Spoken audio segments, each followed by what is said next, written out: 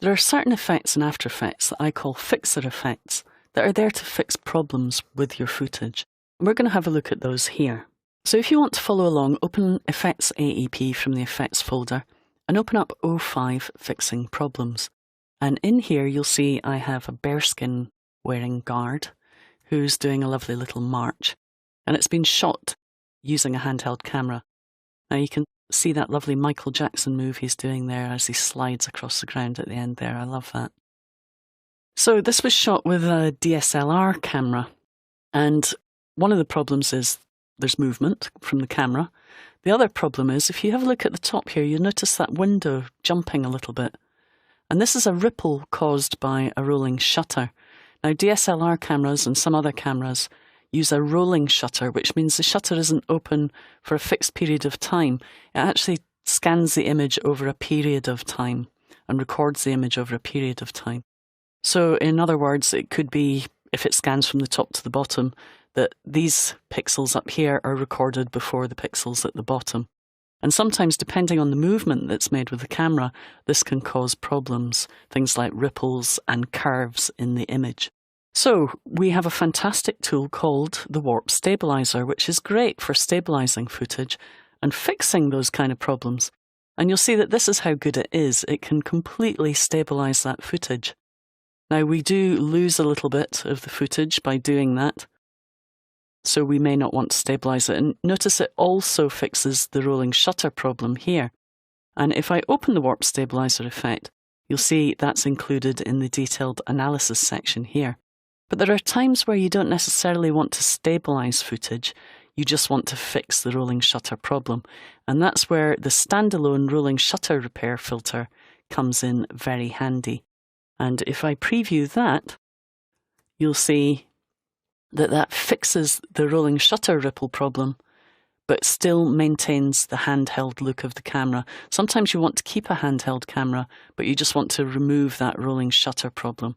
And that's what the rolling shutter repair tool gives you. Now I've just used the default settings. You may want to go and tweak settings such as rolling shutter rate, scan direction, and some of the advanced options in here, whether you want to use a warp or actually move the pixels. If you want to find out more about what each of these do, you can use our wonderful online help to find out more about the rolling shutter repair problems. Now there are other fixer effects. Another one that I really like to show is Refine Matte. And Refine Matte is usually part of the Rotobrush tool, but it can also be applied as a standalone effect. And it can be used anywhere where you have a matte. So, for example, with keyed footage or with a matte that's been created, like the one we created for the lens blur effect. So I just apply it, and you'll notice that as I apply it, notice the edges of this keyed footage tend to disappear. And I usually find that the Refine Matte settings as a default are a little bit too much. So what I'm going to do is remove the smooth value and remove the feather value, which gives me my nice edges back again. And instead, I'm just going to use it to apply a motion blur. So I'm going to put that up to about 360. And now we have a motion blur applied where she's moving quickly. Now if I put that up to something like 720, that's a little bit too much, but you'll see that exaggerated even more.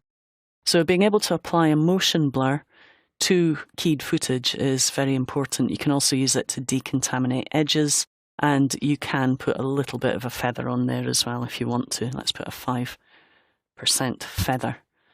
And if we preview that, it just softens the edges, and if someone's moving very quickly, puts a little bit of motion blur in there. I've overdone it a little bit, and I would normally put a higher quality motion blur in there as well. But it can be really effective when you're working with footage like this of people dancing. Now if I switch that off and we have a look at it without it, you see it's a little bit flat without it, but as soon as I apply Refine Matte, we start to get a much more interesting effect. So you see it's much softer, much smoother movement. So that's how I use some of these fixer effects. Other ones that you can have a look at in the online help are things like remove grain for removing grain from footage. Time warp can be used also for adjusting frame rates, for sorting out timing issues, for things like dropped frames, for example. So check out some of my fixer effects that I've suggested that you have a look at in the online help.